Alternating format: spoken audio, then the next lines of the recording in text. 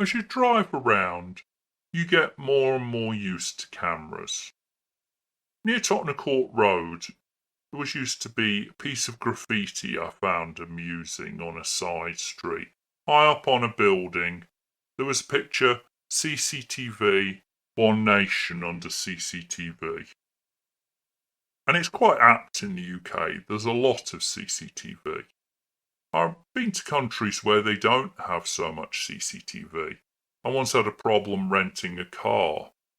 And I said, well, look at the CCTV. And they said, well, we don't have any.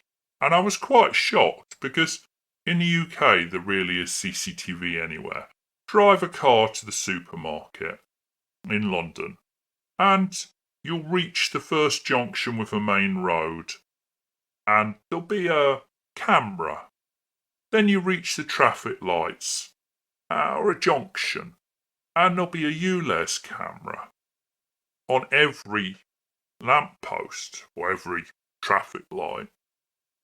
Then you go up to the next roundabout, there's a CCTV hidden around, you go past a shop, they've got a CCTV on the front to make sure it's safe.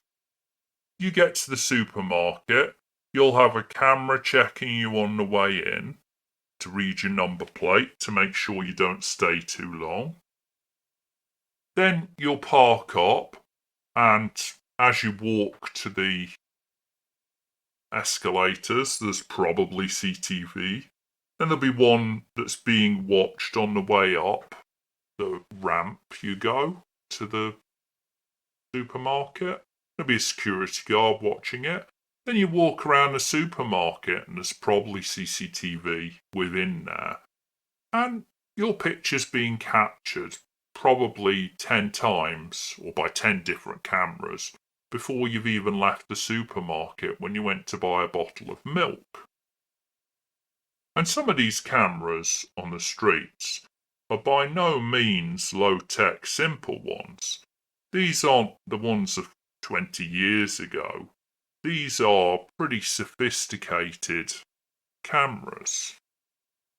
I walked around Dover a couple of years ago, and I was stunned by the number of very high resolution, very expensive cameras. Yet I still see crime. I still see obvious crime. I still see littering. I see bad behaviour. I see antisocial behaviour. I see thefts occurring.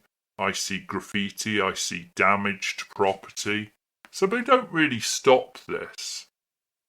Now, since COVID, there's been a marked rise in the number of street cameras.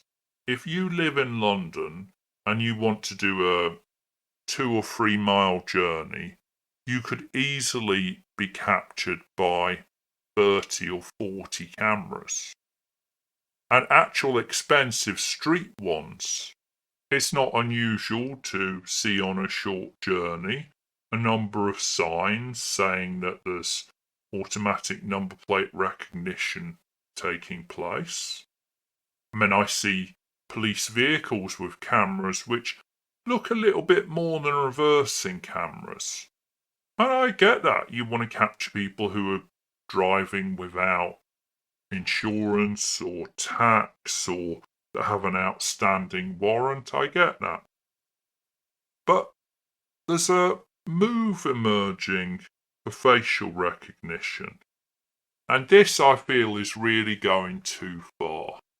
Cardiff had a rugby game, big rugby game, and they surrounded the centre of the city with facial recognition cameras hidden 30 foot up on lampposts with paper signs or plastic signs stuck on to say that there was a temporary facial recognition zone. Now, they measured 160,000 faces and caught 0 criminals. And the time before they did it, they captured 200,000 faces and found 2 people with minor offences. Is this proportionate? If you have a 0% success rate why do you need to measure 160,000 people? This isn't a high security area. Frankly, this isn't a high risk event. It's a rugby game. Has everyone forgotten the old adage? Football's a game played by gentlemen, watched by barbarians. Rugby's a game watched by gentlemen, played by barbarians. I used to drink in a pub and watch the rugby games of the opposing side.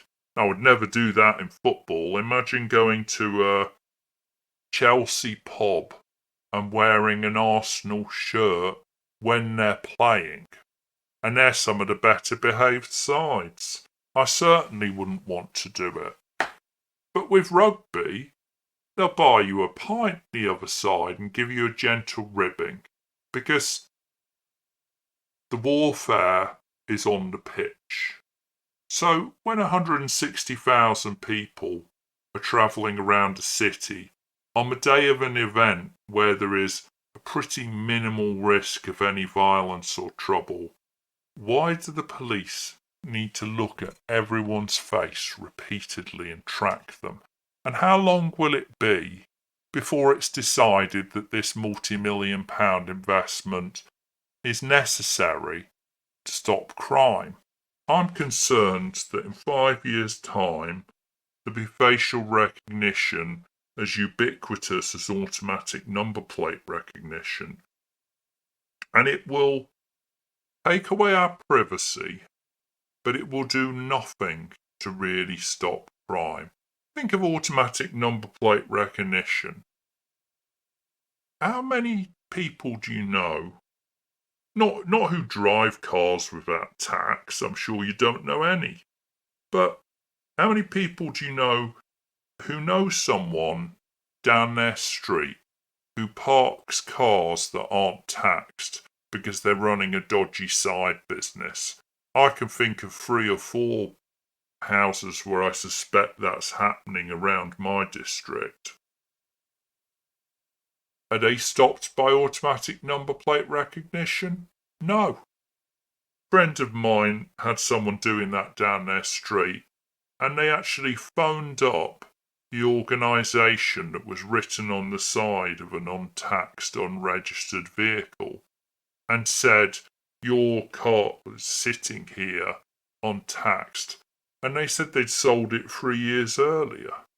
With all these cameras, I see some pretty appalling aggressive driving, deliberate undertaking, dangerous and reckless overtaking, deliberately taking the wrong lane and forcing your way through, speeding between the speed cameras and slamming on the brakes. I see people who think they're Lewis Hamilton and they're very much not. How often do I see those people get pulled over? And you can say, well, automatic number plate recognition isn't that instant. But those people who drive recklessly like that, it's not a one-off. That's their standard driving approach for a lot of people. And it's a minority of people, but it puts us all at risk. And it's too boring for the police to really do anything about. I've seen them do it in front of police cars. Nothing happens. Facial recognition feels like a very expensive, very sexy, lazy approach to policing. Another excuse to be not on the street but sitting behind a screen, clicking a button and meeting some quota.